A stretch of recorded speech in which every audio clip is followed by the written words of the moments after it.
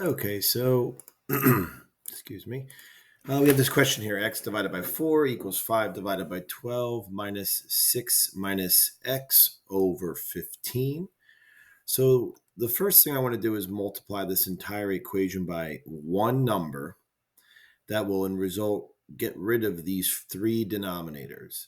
So I would like to multiply this entire equation by a multiple of these three denominators, and ideally the lowest common multiple of these three denominators. So if you're not sure how to start that, the best way to do it is to maybe take the largest of the three and list multiples of that denominator. So if I take 15 and multiply it by 2, I get 30. We'll just do a bunch: 45, 60, 75, 90, and these keep going. Hopefully that's good enough. Then I say, okay, which one of these does 4 go into? Well, 4 doesn't go into 15. 4 doesn't go into 30. 4 doesn't go into 45. 4 does go into 60 15 times. Does 12 go into 60? Yeah, 12 goes into 65 times. So it looks like the lowest common multiple of 4, 12, and 15 is 60. So if it's still not clear why I'm doing this, it will be in a second. I'm going to multiply the entire equation by 60. So I'll multiply the first term by 60.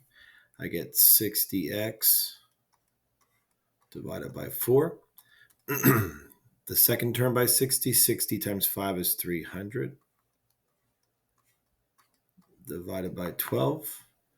And I have to make sure I multiply the both of these terms by 60. Or I can just do this: minus 60 times the quantity of 6 minus x over 15. That'll work just as well.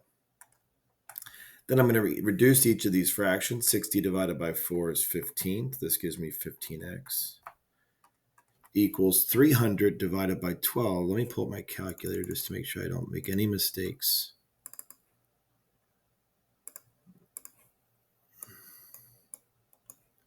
Let's put this over here. 300 divided by 12. We get 25. Minus 60 over 15. That's going to reduce to 4. And I'm left with 6 minus x. Now this looks like an equation we can solve much easier. I'm going to distribute this 4 to both terms. So this is 15x equals 25 minus 24 plus 4x. Combining like terms, 15x equals 1 plus 4x. Subtracting 4x from both sides, I get 11x equals 1, which gives me a final result of x equals 1 divided by 11.